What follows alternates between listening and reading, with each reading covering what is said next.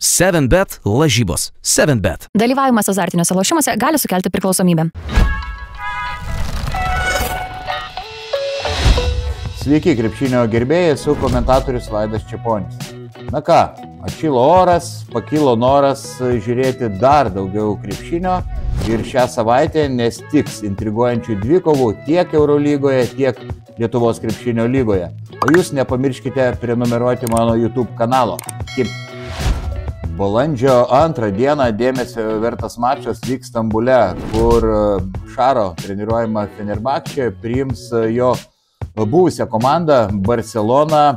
Na ir Barcelonai pirmosiose tarpusavio rungtynėse tiesiog gėdingai buvo sutriuškinti Fenerbahčės krepšininkai, jie versis per galvą, kad pasiektų revanšą, tai Šaro principo reikalas, bet lengva nebus. Barcelona pastaruoju metu įgavo pagreitį, iškovojo 4 pergalės per pastarąsias 5 rungtynes, fantastinės sportinės formos yra Kevinas Panteris, na ir Barsa žaidžia labai greitą uraganinį krepšinį, na Fenerbahčė irgi nepėsčia, šiuo metu yra Eurolygos lyderė, prognozuoju labai atkaklės nirtingas rungtynes, prognozuoju, kad Kevinas Panteris įmes maždaug 20 taškų ir prognozuoju gal kiek netikėtą rezultatą, Barsos pergalę 2-3 taškais.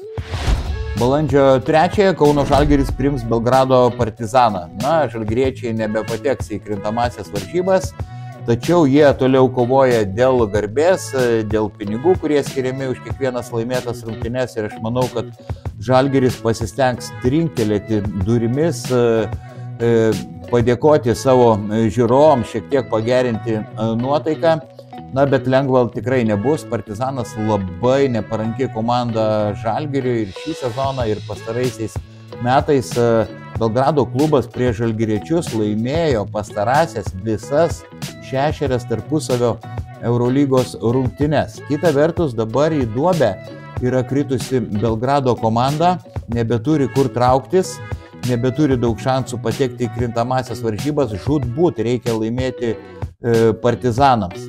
Tačiau Žalgirio tikrai nebeslėgs įtampa, manau, kauniečiai žais atsipalaidavę ir įteiks dovanėlę savo žiūrovams ir švęs pergalę maždaug 10 taškų skirtumu. Balandžio 6 Lietuvos krepšinio lygoje Kauno Žalgiris savo arenoje priims Panevėžio 7bet Lietkabelį. Tikėtina, kad žalgiriečiai galbūt bus šiek tiek pavargę po Eurolygos dvikovos su Partizanu. Be to, jie ryškiai atitrūkę nuo artimiausių persekiotojų ir tos rungtynės tikrai bus ne iš karvės Žalgirio komandai. 7bet Lietkabelis pastaruoju metu gerina žaidimą, tuo tarpu Vilkai kritė į duobę ir panevėžiečiai tikrai gali siekti net 3 vietos reguliariajame sezone. Europos fronte jau neberungtyniauja 7bet Lietkabelis, žaidėjai pailsėja, gali susitelkti į dvikovas Lietuvos krepšinio lygoje ir matėme, Panevėžio komanda užtikrintai sudorojo Vilkus savo arenoje ir spėju, kad sugebės mesti iššūkį ir kauniečiams. Prognozuoju, kad Kauno komanda tikrai turės nemažai vargo, bus atkaklios rungtynės ir vis dėlto tik 4 kėlinyje išryškės žalgiriečių persvara. Tokia mano prognozė, Žalgiris nugalės 6, 7 ar 8 taškais. Ir balandžio 6 bekompromisis Vilniaus derbis, Rytas prieš Wolves.